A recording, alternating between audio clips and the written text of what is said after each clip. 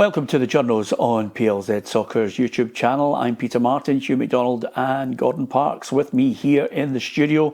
Lots to talk about, and thank you to you for showing your support for the Journos over the course of the season. Don't forget to hit that subscribe button on PLZ Soccer's YouTube channel as well, and come and join the football family. If indeed you want to hit the subscribe button for PLZ Premium, you'll get additional content, and over and above that, there is a fantastic prize on offer. I'll let Kerry Pollock tell you all about it.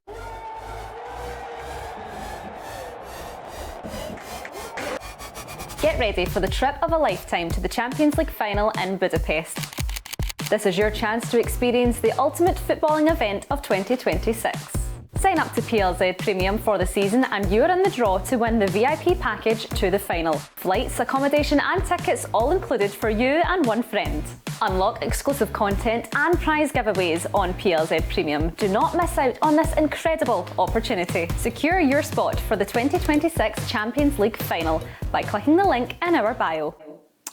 Yeah, good prize. You and I have been lucky, Hugh. We've been to more than a few Champions League finals. Yes, I and been to one not that long ago either, down in sunny London, Peter.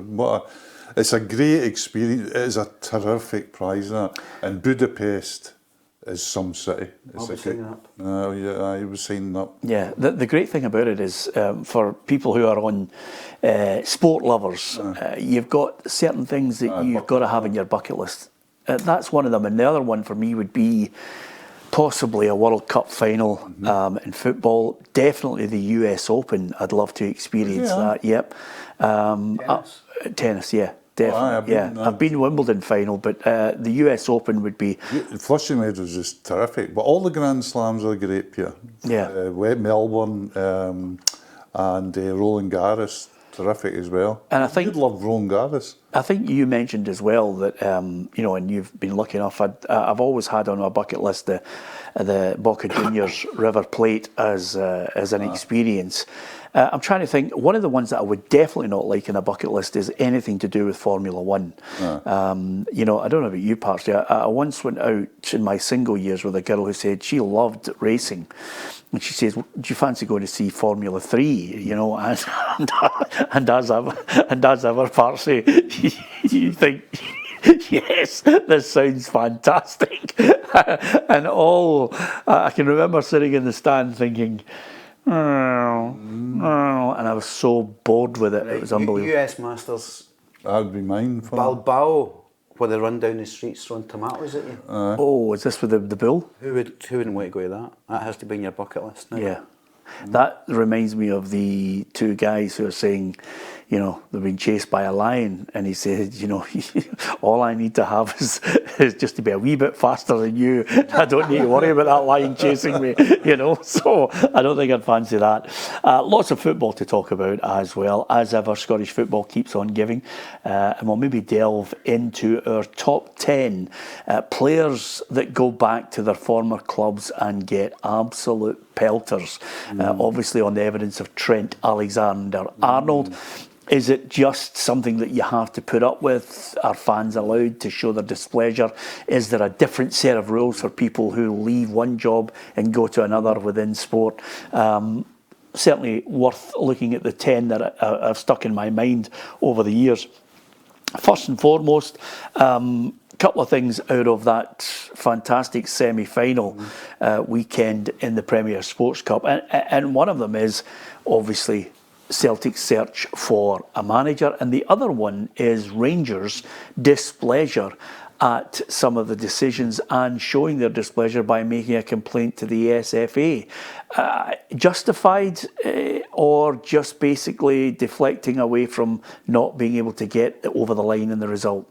Just really playing to the fans. I mean, the fans have demanded, you know, that they do something. So they did it because they could have done it quietly behind closed doors and they would get the same result. Because the result is, they say they're dissatisfied with the SFA's response. They're dissatisfied because presumably somebody at the SFA has told them, do you know what? This is a subjective decision, this sending off. We've looked at it as reckless. not endangerment. So the referee, in his judgment, has said it's a yellow. VAR have looked at it and said it's not clear and obvious, it's anything else. We've moved on. Now, this will not please Rangers and their fans, but that's what's been, obviously, what's been transmitted behind the lines. Celtic, too quietly, have gone to the SFA and said, listen, there's a few decisions in this match that we didn't fancy either. The Cornelius tackle being one, and the Ralston penalty presumably being the other one. So, yeah, Rangers have, the Rangers board are one of their flaws over the years has been the lack of ability to resist fan pressure. Fans get onto them and they decide to do something and it doesn't really take in any further, and then the fans get further angry because they say, "Oh, the board were mealy-mouthed about this." It's a recurring theme and has been over the years. Yeah. Any justification in your mind, Parsley? I was in a group chat. I'm in a group chat with a lot of footballers, and at full time it was a torrent of debate and the controversy, which is great for football. Right? I think it's a massive part of it. But one of the comments was one of the former players basically said, "Full time's gone, boys. Just get over it." Right? I thought the red card that Rangers got wasn't a red card. That's my opinion. Right? I think his eyes were completely on the ball. He tipped it over. It was an unfortunate, but I don't think there was any intent whatsoever. For me, it wasn't a red card. They've got an issue, but I was Doesn't need to be intent.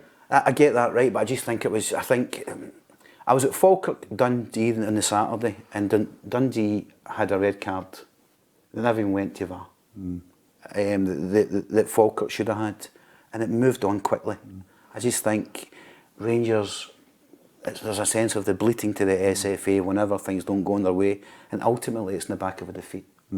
But the other thing about it, which, I looked at the whole situation of making the call to the SFA or put it in writing in an email of your concerns and you're not happy with certain decisions.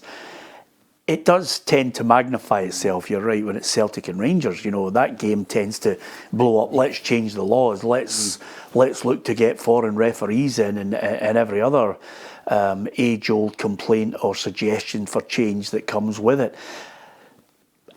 It's like everybody else. They tend to get more of the back page headlines when they do it. Probably Falkirk and no doubt you have to look at Stephen Robinson. How many Monday morning calls has he had with Willie Collum, or Willie Collum's had to say, "By the way, I'm sorry, we got it wrong." The calls is fine because that'll happen all the time. The late John Fleming used to say to me, my Monday morning was, he said the referees at the time, he said, my Monday morning is just in my diary, it's crossed off. He says, because I know managers before me, and fine. The Rangers thing has got this element of Rangers had to say that they put out a statement, they had to say they were in talks with the SFA, they had to say that they weren't pleased with talks. Who are they saying that for? They're saying it to try and placate the fans who are bombarding them in social media on a Sunday night. You've got to do something about this. Yeah. You've got to be seen to be doing. You can't just lie down and take this blah blah blah. So it's a circle. Yeah. It just happens all the time. If you talked about if you actually sat and said, right, I think Scottish refereeing's poor, generally, and I think that UEFA would agree with me because Scottish referees don't get big games. But 20 years ago, I was saying this and writing this, right? And do you know who was slaughtering at the time? The Rangers fans. Yeah. Because they were saying, oh, you're just saying this because, decisions have gone to... I said, no, I'm saying this because refereeing standards are poor. Right. There's also the case, my first day as a journalist, this is the Journos show, was going into an office and Jim Traynor, who we all know well, his pep talk to me was exactly this. Your job is effectively start fights and keep those fights going for as long as you possibly can. So it's the cultural media shift. All the headlines will be analysing finally every incident, blowing it out of proportion, when really we should be talking about the football. But that's going back to your 20 years ago argument, right? Everything now has to be stimulated on anger. Yeah, but does it also need to have somebody who is a head, the head of an organisation, or an organisation that has to be demonised, vilified, because I'm glad you pointed out 20 years ago because I look back when Celtic were in the doldrums and couldn't win anything, and there was this conspiracy theory that rears its ugly head and decisions that don't go your way. So it's gone full circle again.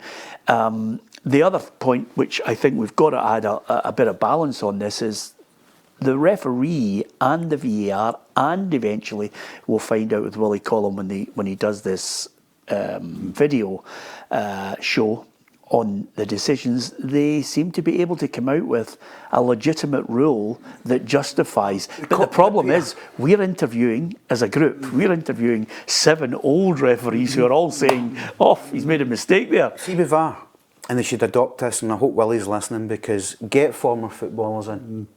You're going to have to identify that footballers that have played the game at a level, the Ralston penalty kick isn't a penalty kick. I don't think it's a red card for Rangers. What about it shot? What about the shot on target though? Do you not legitimately think the Rangers shot for a start, right? Yeah. I think he's gone down, and again, these rules are being adhered to with a kind of obsessive, neurotic kind of common sense should be adopted.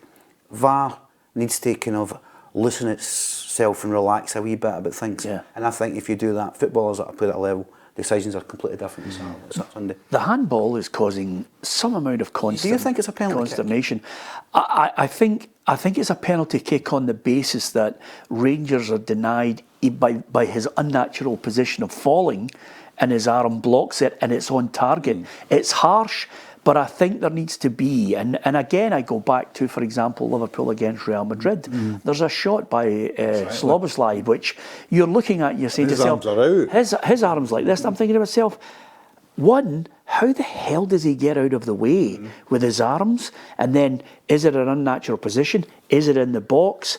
Is it a situation where, he's denying somebody an advantage by that shot alone? And then, of course, there is a whole group of rules that we as journalists and footballers and the greater public need to be advised on, that this is the rule and here's our interpretation of it, which again throws up so many layers of anger. Football's not an displeasure. exact science. That's No, what makes it exactly. a brilliant game. So you can't interpret you can't deploy a ruling with a game with so many different anomalies. Was a penalty last night, Hugh?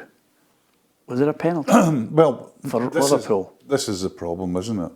Because you could say it was a penalty, and you could come up with a very rational reason for saying it's a penalty, and you could say it wasn't a penalty, come up with rational. And I'm not ducking the question. Yeah. I mean, this is the thing.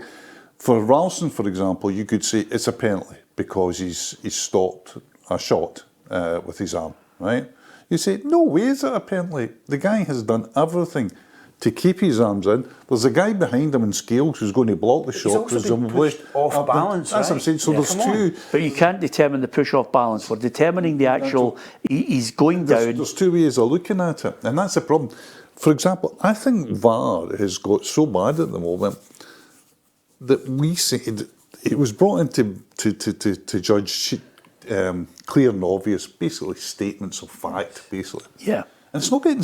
I don't think they're looking for ways to make decisions, right? They're looking for either ways to chalk off goals, right? Yes. In the finest of margins. But the problem I've got with VAR is, I've got many problems, but the biggest one is that game last night, Liverpool Real Madrid, a celebration of football, the best of the best.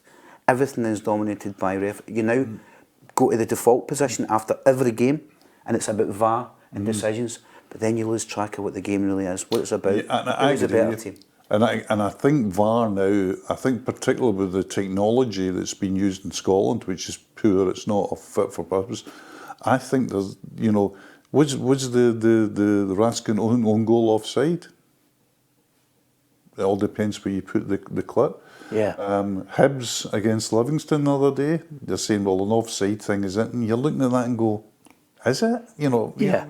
Is it actually definitively offside? Because we've got a lower grade. We've got the Honda Civic of VARs, and if you're in that situation when it can't actually definitively decide on factual situations, the whole thing comes into disrepute.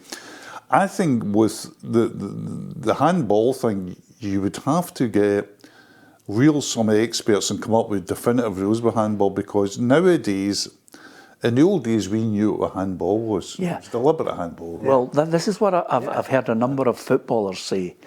Yes, there's footballers who have said, you know, and I heard somebody in the co-commentary saying there should be footballers in there now to actually say and advise on the VAR, which I think goes down a dangerous road, you know, because again, the one thing that you always look at with, I'm going to talk to you about the handball, but the one thing that you always determine with VAR, and I try and keep it in my mind, is it's never going to, it was never going to definitively solve all arguments. No. What it was trying to do was increase the percentages of getting Absolutely. things right.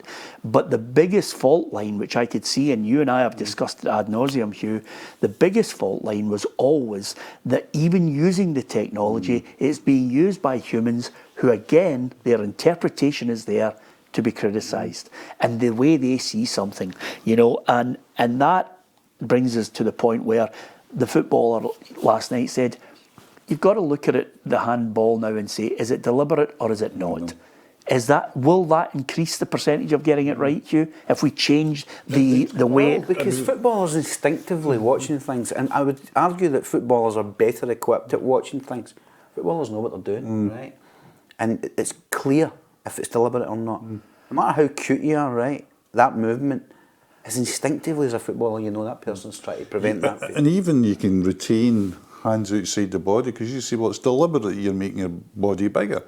But, for example, Ralston couldn't do any more. I'm not arguing against that penalty. Let me ask you a question, because right? I know what Nick Walsh and Willie Collum will say about it. Yeah, and you go, they will defer you to a ruling, right? And they'll say, listen, goal-bound shot, hit his arm, he dived to get hands up. Right. Let me ask you a basic human question, right? You're confronted with a ball coming at you 100 miles an hour, right? And your instinct thinks to go, it's coming for your face. Yeah. You're naturally actually got to put your hand in your face. Which is a Conor Golson situation. Is that a penalty kick? It would be for me, you see. I think you're moving your hands to the ball. Yeah. The other thing about it as well is with that point you're making there is, you know, you're saying players know what they're doing.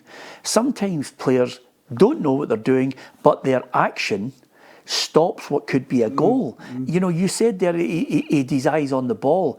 He his eyes on the ball, but the determination from VAR and the referees is, has he done damage inadvertently by putting his boot into someone and you know, and endangering their well-being? And that is the interpretation of that rule. It's a not necessarily it's a long-standing interpretation as well. Asgard's not turning around and thinking, I'm going to lay one on Ralston here.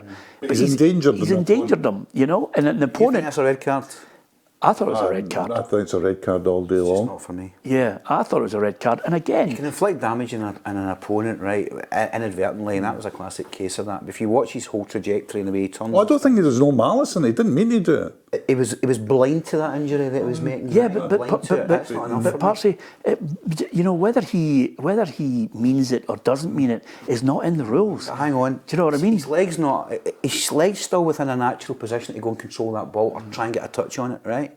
We're not debating that. We're debating the actual action which causes bodily harm, and it's reckless. He right to thigh of an opponent and wasn't anywhere near the ball. I think it's going to be really, really difficult. And listen, I would not criticise Rangers for constantly making the complaint, sending the email.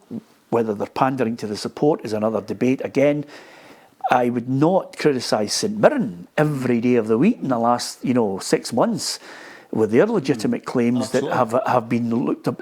There's no extra legitimacy to Celtic and Rangers because of their size, and that in any way is above the legitimacy of the complaints from St Mirren. There is though. Rangers have developed a persecution complex, and that's what we're not saying here, and it's absolutely true, and it has been wrong for a long time.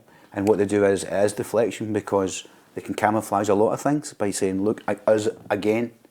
Do things under the radar and quietly. You don't have to go and shout from the rooftops of what they're doing, because they are doing that. Well, they had to shout from the rooftops what they're doing because of the fans. That's what I'm saying. But that's the thing. That's fueling that persecution because complex. even when they come out and say, well, you know, we're dissatisfied with that. If you read what the fans are saying after that, the Rangers board to a certain extent are still in the dock. They say, no, you're not doing enough. You know what they could possibly do rather than pull out the competition. Nobody quite knows. But this, by the way, this isn't new in Scottish football. This is circular. Well, see these political dramas that Rangers are now involved in and have been in for the last decade. People are bored of it, to be honest, right? Because let's be honest, it's their failure to develop a proper football team and the decisions that they've taken, which is causing this absolute scramble. Well, to try and deflect. I would say that at times, and again, I'm trying to offer you a modicum of balance on this, that there are times when Rangers and other clubs have a legitimate claim to actually make their point on certain grievances, on the way a game has been refereed, a decision which has gone against them. What you get out of it, you very rarely get anything. You know, you might get a call. You know, Danny Rule might get a call for an incident in any game over the last, 3 or 4 weeks and said, by the way, you've got a point, we got it wrong. Willie Collum's done that. He's phoned managers and said, we got it wrong. Doesn't help you. You've lost the 3 points. You've gone down to 10 men. All of these things, don't help the manager, because at the end of it, he has to pick himself up and say, right, we've been wronged, but we need to move on. People suggesting we should have foreign referees are nonsense. Sometimes we're insular in the UK and fail to actually accept that in other countries they're having the same debate on so many other programmes with their own referees.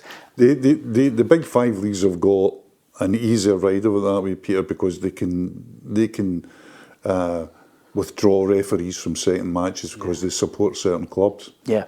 We can't do that. We just can't. It's not because if we started withdrawing referees, two things would happen. The referees coming through would dry up because most of the population supports Rangers or Celtic, and they would want to. If you want to be a young referee, you want to do the big games, you want to do cup finals. So the other leagues have got more room to manoeuvre. I think one of the things, and I said it 20 years ago, because you could see it coming then, the increased visibility of the game, increased scrutiny of the game. People forget that you could come home from a Celtic and Rangers game on a Wednesday night and go, I thought that was a bad foul on Bobby Lennox. There was no way of really knowing that it was or wasn't. Now, within 30 seconds, you know, it's a bad foul or it's a bad foul on John Gregor, you know. Yeah. So there's increased scrutiny. And 20 years ago, I said, it's not fit for purpose what we've got at the moment. And it certainly wasn't. And how we go forward is we need an independent, wide-ranging review from somebody outside the culture. Somebody, for example, if you look at, referees or nations that are doing well in refereeing, like the Scandinavians, who are punching well above their weight in refereeing quality, or the Poles, we've had Polish referees doing Champions League finals, and them to come and say, right, A, how did you do it? How did you bring referees in? And B, what are we getting wrong here? Yes, over and above that, let's not go to Turkey for their referees, because I read a story last week about the betting scandals of referees in Turkey, and it's been widespread going through that entire game for years and years. 300 out of the 500 referees in all levels were found to have been gambling. A further percentage were found to have been gambling on games that they were actually adjudicating. Can you imagine the Turkish phone-in? They'd be going tonto. But the thing I always said, everybody in sport has always said the biggest danger to integrity of sport is drugs, and it is the biggest danger to integrity of sport has always been gambling.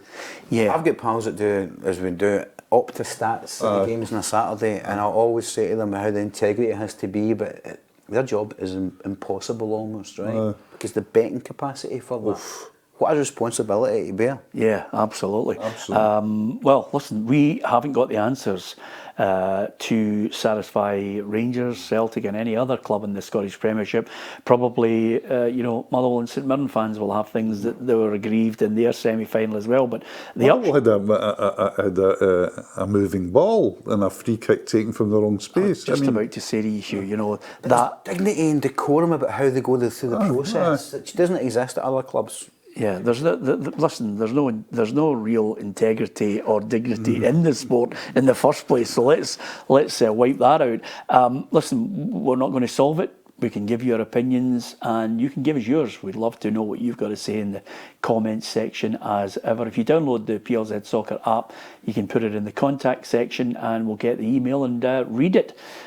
We value your opinion as well on this. We try and offer as much balance as we possibly can. Sometimes you get it right, sometimes you get it wrong. That's human nature. One thing that one individual got right in that game was Martin O'Neill and his tactics, and suddenly he finds himself in a point where we were all asking in the press conference, if the call comes in, would you take the job longer? He's only had a couple of games, but nevertheless, the Martin O'Neill factor prevailed against Rangers. Is he worthy of a long term, or is this short term for a new dawn and a new Celtic manager, Hugh? Yes, it's very short term. I think Martin will accept that. He might lead them out for the League Cup final, by the way, because short term is not a precise thing. But I'm sure the Celtic are working very diligently at the moment trying to get somebody through. It was interesting because the decisions that were made by him, and remember Sean Maloney. I think it's very interesting how in many ways he's flown under the radar. Maloney was doing the talk on the park. You're right, extra time. And if somebody says, look at Martin spotted Osmond and bring him through, one presumes that when they're sitting down and Martin said, God, what are we going to do with a centre forward? Maloney said, see this kid Osmond, you'll like the look of him, and I would give him a chance. I think the two things that were very evident was that the whole energy of the team was up, and when we're talking about XGs and stats with Martin, the possession of the team has plummeted. Celtic are usually about 80%, 70% and that. They're basically playing 50% now, and the reason for that is they're willing to lose the ball in the final third. They're willing to lose the ball there. They don't want to recycle it. If Tuneke or Forrest or Maida goes at somebody and loses the ball, they're not going to get hooked off the park. Anil's going to say, right, fine, but keep going at them. So I think there was a huge sea change in the last couple of games. But Maloney, I think, has been very, very... It's been a good week for Sean Maloney. I know Celtic have got a big week before the international break. Very tough Europa League game. And they've got to continue against Kilmarnock, but it's been a terrific week for wee Sean. Yeah, with that in mind, and obviously there are still names that everybody is discussing. Nicky Hayne from Bruges, Kjetil Knutsen, Marco Rose, Kieran McKenna. All of these names are potential candidates. But the one thing that and you said something there, Hugh, which partially I would look at Martin O'Neill, and he had the bug. He had that bug at 73. I said to him, listen, Dick Advocaat, Carlo Ancelotti, I said the great Sir Bobby Robson, all into their 70s, just couldn't say no. And if the call came in, the way he's going, the way he got the bug for it, I know Martin, he would have got the bug and thought, you know what, this could be my swan song. I just loved the nostalgic element of it. All he had to do was tuck his socks into his tracksuit bottoms and he was away. The leap, that energy that he has at 74s. But he's a young 74. Yeah. It's hard to actually believe he's 74, isn't it? Yeah. I think he's 73. Really, when he's 73. Listen, it has to be a complete reboot, and as much as it was great to have him there and hear the songs again, but let's be brutally honest, right? Sean and Martin O'Neill are not going to be leading the new revolution at Celtic, which has to happen because they've got a whole catalogue of issues. Not just with the team, just with it off the field, with the certain departments that have to be restructured. And it needs to be somebody with a kind of fresh expertise and somebody I know that Sean's there, right, but somebody that's more modern. Yeah. That's you saying it needs to be.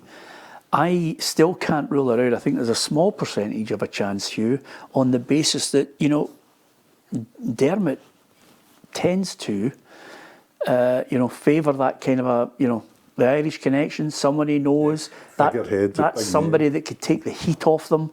Not necessarily just take the heat off them, by being a popular appointment. Everybody loves Martin O'Neill and what he did before, but also on the basis that he could still actually, for a 2 or 3 year period, if he backed him, he could still produce a successful Celtic. It's not the revolution that everybody demands, but there's a percentage of a chance there that if he won those games, if he won the League Cup final and there still wasn't a manager in place, some people would clamour. No, I'm not saying they're right to clamour. I think I'm in your camp where I think Celtic need to go and look and say, right, let's have that reset.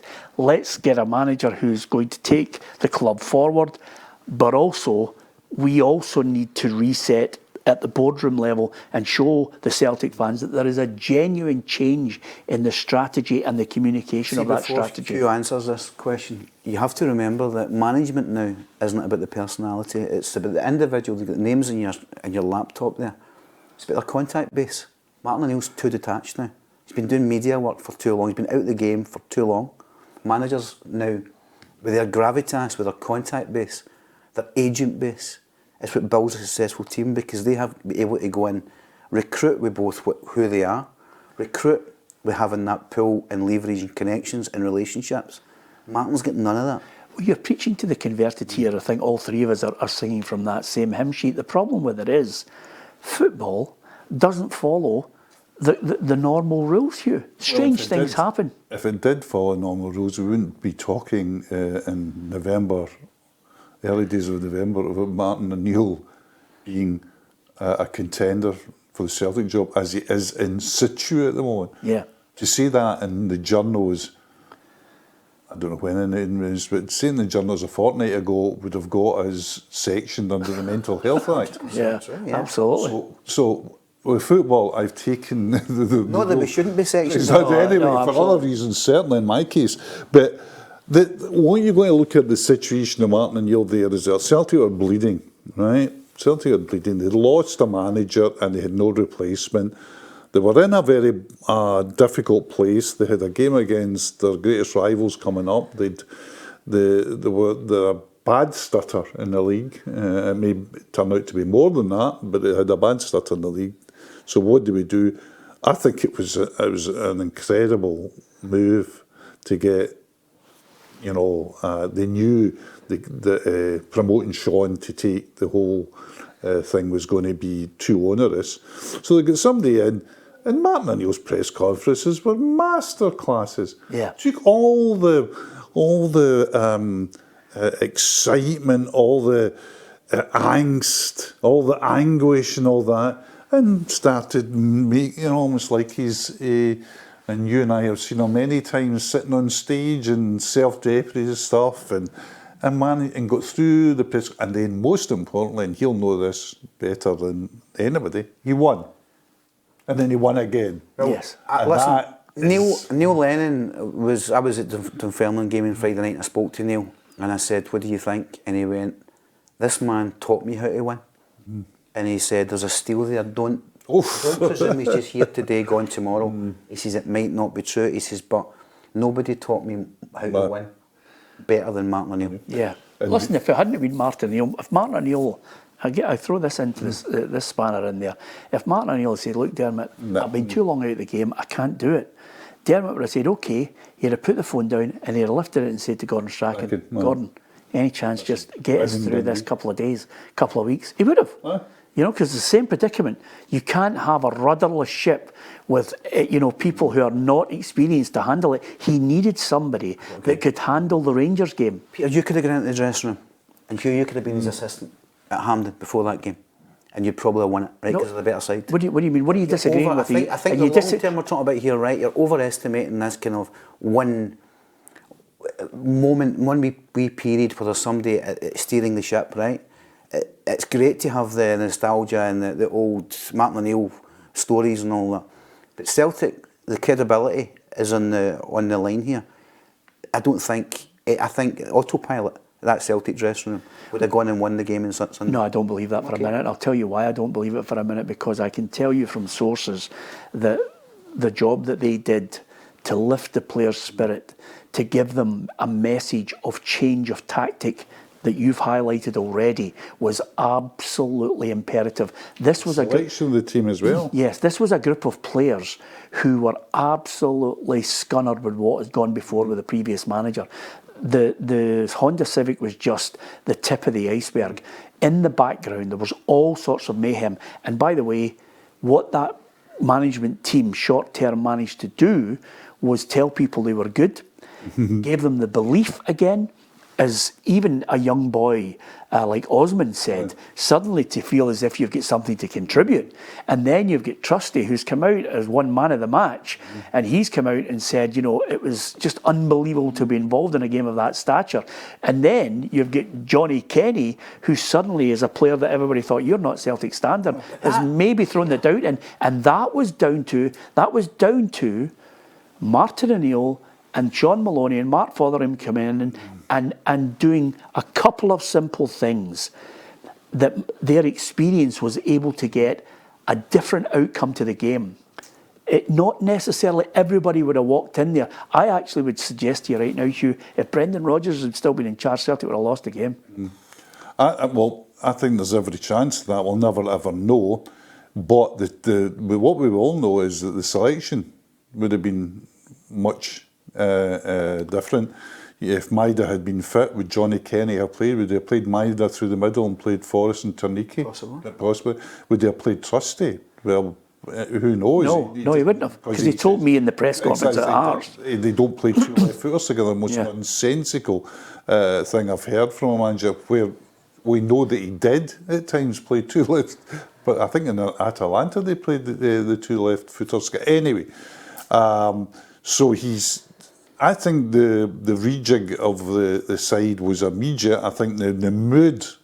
What was really interesting to me was in the wake of these things, when you win a big game, we must remember this wasn't a cup final, this was a cup semi-final, but it was a big game. What you usually have is players coming out into mix zones and things saying, we did this for the last manager, we let him down. You know, we did this the last manager. We were to blame. We let him down. Not a word on it. Yeah. Peter, I've sat in many dressing rooms and many teams where they couldn't wait for the manager to get We've heard the same stories behind the scenes about the discontent and all that. As soon as the manager leaves, your job's done for the mid-lift. But in many dressing rooms, as soon as the manager's gone, you automatically feel better. Yeah, you feel better because you know you've got a new man to impress, a bit of a clean slate. It changes the dynamic without that new manager saying a word. I'm not sure what your argument is now. Is this? There would have been a mood uplift anyway. There would have been a mood uplift. Regardless. But you've got to give the manager and Sean and Mark, you've got to give them the credit that they changed the tactic, they changed the voice, and they also instilled in some people that were needing a lift, a confidence boost, individuals who needed to be told, by the way, instead of you being ostracised and compared to a Honda Civic, I am telling you right now, you have got something to offer here.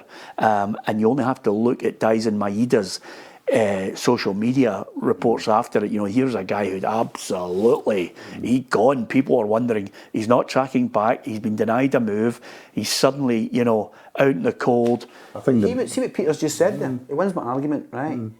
You go in and see it. Because I was impressed with that, right? I was impressed with that.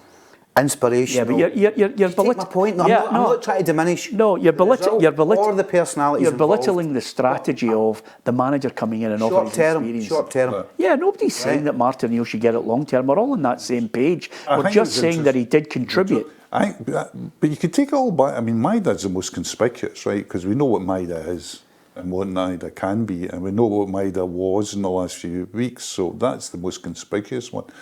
I think ones that are underneath the radar, I think Engels has improved dramatically because of the responsibility. I think Martin has, and Sean as well, has realised that he's he's one of the first team names in the T-shirt for set pieces alone. Yeah. And you've seen how, I think they scored 3 goals from 3 or 4 goals. You know, the set piece count has gone up dramatically because of Engels. Engels looks confident, etc. But I go back to Osman. I mean, Osman was like, they were talking about sending Osman out in loan to Championship sides. I'm not talking Championship England, I'm talking about Championship Scotland. Yeah. And they were talking about getting, and they were saying to him, he was a B-team striker. B-team striker. And then suddenly somebody has said to Martin, because Martin wouldn't know him from, how do we know? We've never seen him, so how would Martin know? Yeah. Somebody like Maloney has said to Martin, by the way... I think Mark Fotheringham was somebody I've dealt with a lot. He watches, he's a keen observer, he'll have gone to the games. And he's said to him, listen, we've got a problem at centre forward because we're light here. We've got Johnny Kenny's man. You might want to have a look at this kid. I think you'll like him because his attitude and that. You might want to have a look at him. Not only does Martin say, we'll have a look at him, he says, right, we had a look in training, I like the way he trains. I'm going to put him on. Yeah, absolutely. And these are decisions which, you know, you need that experience. You can give us your view on it. What do you think? Has he even got a modicum of a chance to be considered, or the general consensus here is they're going to have to look for someone that's got a new vision for Celtic, and of course the age-old board argument will rumble on as well. One of the things that struck me about the football when I was talking about Liverpool Real Madrid was the reception that Trent Alexander-Arnold got from the Liverpool fans, who clearly were incensed, you know, with his decision to go, because, you know, he'd won everything with them, but they still thought to themselves, no. Was it the way he went about it? Was there a fault line there that he has to take on the chin? Or is it just a case of fans saying, how could you possibly leave us? You know, this job's not about the normal joiner who goes to another firm. This is something far more. Yeah, I think that's a crucial aspect. He wittingly or unwittingly played very much the part and said it, that he'd been at the club since 7. This was his club. He wanted to win everything there, which he did. He wanted to captain the club. He wanted to continue this. And at the same time, he or his agent is negotiating a move to Real Madrid. As a non-Liverpool supporter, I see that as, yeah, that's what footballers do. It's Real Madrid coming in, you're a free transfer, you're set up, not only you set up for life, you're set up playing for Real Madrid for life, and your grandchildren, you get fine. As a football supporter, though, if somebody was doing that to one club, I could see how I'd leave it. There's ways of leaving clubs, and it's not a precise science, but it's mostly about doing it at the right time and the right way. Yeah. We could go back to Celtic just briefly. Brendan Rodgers will never be forgiven in some sectors, but certainly will always be remembered for the way he left Celtic first time round. Ange Postecoglou is the exact opposite. Yet both did the same thing. Both left Celtic to go and join a Premier League club. It was timing and it was context. And I think the timing and the very important context of Trent Alexander-Arnold means that he's a guy that's going to stick with him, with the Liverpool support, for all time. I think another aspect of it that sticks in their throat is he was learning Spanish for a considerable amount of time. That tells you that the plan's in place, Parsley. Every footballer's his own personal business. I didn't like the rat. Oh, no. Right, I didn't like that. Football fans are entitled to, but that's what a contribution the guy's made to the club. I take Hugh's argument. If you get an emotional attachment to that football club and you feel slighted by somebody's conduct, it's amazing how you can completely have a disparity between Brendan Rodgers' perception and Ange. A totally brilliant example of that. But I just feel, unless you've got an emotional attachment, he's making a business decision, he has his own business. Football fans struggle to get that kind of concept, but I know very few footballers that have that kind of Paul McStay approach to their football club anymore. Believe me, it's all about the bottom line, it's all about the bucks. Yeah, and strangely enough, that brought me to, you know, I tried to put together a top 10 of people who've gone back to clubs, and the fans have just let them know. I don't think, and you might correct me here, there are 2 that stick in my head. Two of the most vitriolic ever. Okay, I'm going to... Pig's Head is the one. Figo lives long in the memory, and of course Maurice Johnson. Oh, I was going to go 3. I forgot about Morris, would you believe? Yeah, that's right. I was going to say Adebayor. Adebayor running the length of the pitch. I mean, that's just outrageous, isn't it? That was one of the wondrous moments, I thought, Adebayor. Yeah. I don't think Adebayor, had he played for Celtic or Rangers and ran the length of the pitch, would have actually I don't think he would have survived as a footballer from that game. All getting chased with a lion analogy, isn't it? Let's hope his trainers are working. Yeah, absolutely. It brings about this. It shows you how when you say that, and we accept that totally, it shows the outside world doesn't quite get that Celtic and Rangers rivalry. I was always remembered years ago, I was going to Fenway Park to watch the New York Yankees versus the Boston Red Sox, and somebody said to me, "Don't wear anything blue or white because you know, it's really very tasty here, very spicy. Just look after yourself and all that." And I went to this match, which was supposed to be the greatest rivalry in the world and really bitter, and it was like the equivalent of your Moz WRI jumble sale. I felt more under threat breaking up the Waynes, my grand Waynes getting excited over the Game Boy. I felt more under threat there. Do you remember Stevie Mallon? Yes. Oh, right. Stevie Mallon was a former teammate of mine, and I remember the conversation was, what would you rather do, score a winning goal for Scotland and all that, whatever. And he said, I'd love to score a winning goal for Celtic in the Scottish Cup final. He says, it would have to be in front of the Rangers end. He says, and I would just run behind the goal after I scored it, take my top off and just throw myself into them. Because I could die happy. Yeah, he probably would die. Whether he was happy about it or not, I don't know. The other aspect of it is, you know, and again, it brings me back to that part of the celebration as well on it. You know, I can remember Joe Miller scoring 89 Cup final, ran towards Rangers fans, and I thought, on you go. Barry Ferguson said he scored a great goal against Celtic at Ibrox. He's running towards Celtic again and thought, I think I'll just take a wee curve here and go back to the supporters who love me. Maurice Johnston was an altogether different situation, probably more.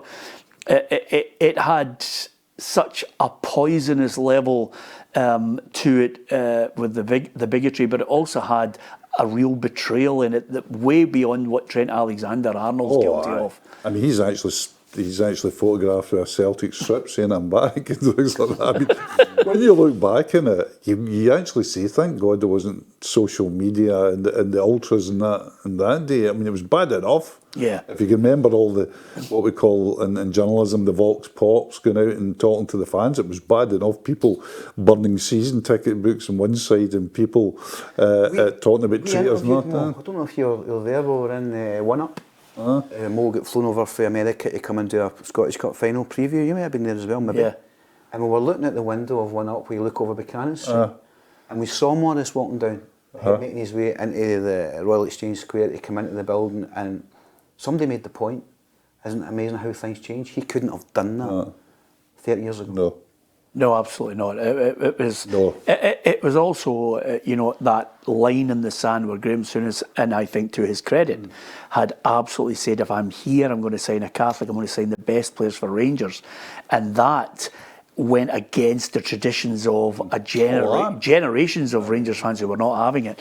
The Figo one was interesting because, quite simply, I don't know if it was, would it have been Florentino Perez who was in, the president of Real Madrid or Barcelona gains popularity by saying, if I get the presidency and you vote for me, I'm going to do this, this, this and this. And he said, I'm going to bring Figo from the Nou Camp to the Bernabeu, and the fans are giving it not a chance will that happen. But when he enters and suddenly does the deal, I mean, it was treachery beyond anything that Spain. I think even Michael Laudrup, you know, they view it and they go, no, it's not happening. Ronaldo did it when he played for Barcelona for a season, then he ends up there. But that one was painful because he was adored, Hugh. Absolutely adored, and there was also guarantees given that no way is he going to leave. The interesting thing with the players that you mentioned as well is they're foreign, and perhaps they obviously have some understanding of the rivalry. But I always think you have to live in the rivalry for a long time. You know, imagine if you try to explain Celtic and Rangers to even somebody in England. They don't quite get it. So these players, you know, Ronaldo, Figo, they were foreign, and although they played in it, perhaps didn't understand how deep it goes, because it's in the marrow. It's nothing to do with football. It's not like, oh, I hate you because of your team. It's in the, it's who you are. See that cultural shift. I mean, you look at Dennis Law, but the ultimate betrayal. But if social media was alive and kicking back then, is he vilified? I have to say to you, I'm glad you put that one in. I didn't even have that in the list, which is Dennis Law's Man United legend, goes to Man City, his back flick, it doesn't relegate them. No. But his leads goal, towards it. It leads towards it, but that goal was so genius of Dennis, and then he never kicked a ball again. You know, but the Man United fans are looking at a United side that's in woeful decline, and he does that to them. It's really painful. That's scoring a goal. I wonder this seat here. I'll give you the list of players, and I wonder what they would say if they were sitting here. And as we can go back even further, Don't cheat. Alfie Conn. I remember what Alfie Conn would say about it, because he was part of that great Barcelona Rangers win against Moscow Dynamo in the Cup Winners' Cup. Paul Hartley, Hearts and Hibs, to a lesser extent. Stephen Presley is he's everywhere. I think Rangers and Hearts fans just don't like him for joining Celtic. Kenny Miller.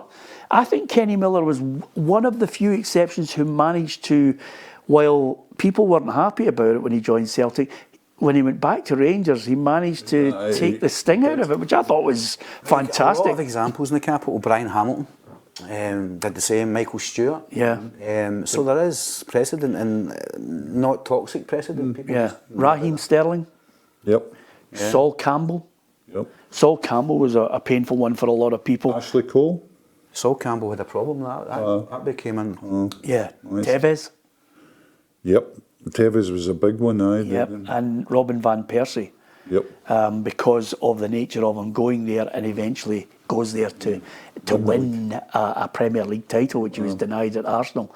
There are so many of them, but the one thing that's, the predominant feature of this discussion is always that the fan cannot logically look at somebody who has gone to better himself, or it's a job and this is available and I've been approached. That's treachery to them. When you watch Morris Johnson scoring the winner at Ibrox with his socks at his ankles, that shocked me, because the visual of it was astonishing to see. Yes. Because in your mind's eye, he's a Celtic player. So it was one of those good things. Just briefly, guys, do we have a problem to finish with? Do we have a problem with the goalkeeping situation in Scotland as we prepare for these two massive games? Of course, away to Greece and then Denmark. In this month, Steve Clarke, to his credit, has got us to the edge of where the remit says, if you can get us to qualification. He's done better than I thought. By the way, he's outperformed because he's a third-seeded team that's got a playoff. He's got his playoff, which is at the beginning of I think the playoffs is a very, very, very difficult route. But I didn't think Scotland would get that playoff place, and they've got it. So great on them, good on. I think I've watched. We talked about Scott Bain, didn't we, a couple of weeks ago? We were surprised he wasn't in the squad, the previous one, because he was playing. I'd watched him live with Falkirk, and he's playing well. He pulled off 3 absolutely magnificent. So you're saying, I think he's got a decision to make, because you hear people saying, Craig Gordon, he'll play Craig. He shouldn't. He should play. He should play Scott Bain, because Scott Bain's playing. Do you think that will happen? I think that's a big call, I have to say. Craig Gordon's a better goalkeeper He's than also Scott got Bain. more presence, trust with his defenders, knowledge with his defenders.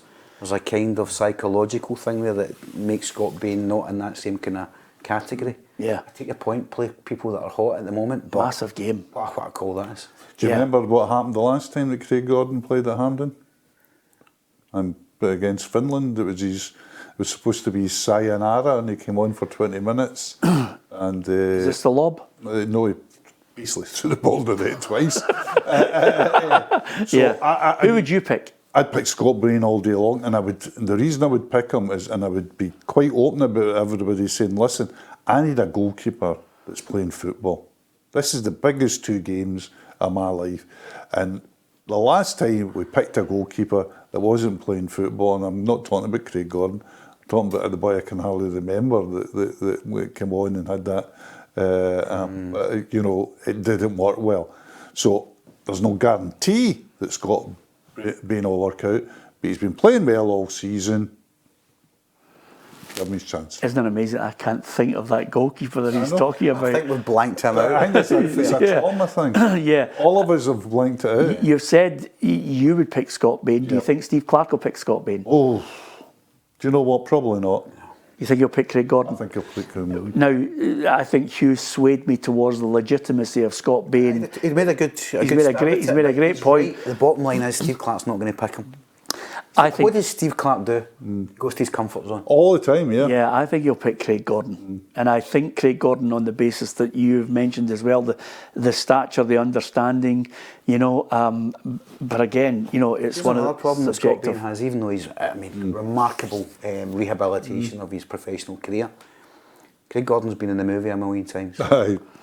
Yeah, absolutely. Listen, great debate, love it. Hopefully you've enjoyed watching the Journos as ever. All you need to do is hit the subscribe button on PLZ Soccer's YouTube channel and come and join the football family. We'd love you to hit that subscribe button, because so many people who watch the programmes and all our content don't hit the subscribe button. They just join it and love it. But if you join the football family, there are so many rich rewards for you, great content, and we will keep you up to date with all the latest breaking news as well if you download PLZ Soccer's app. Thanks to Hugh, thanks to Partsy as ever, and from myself, Peter Martin, thank you for listening and watching.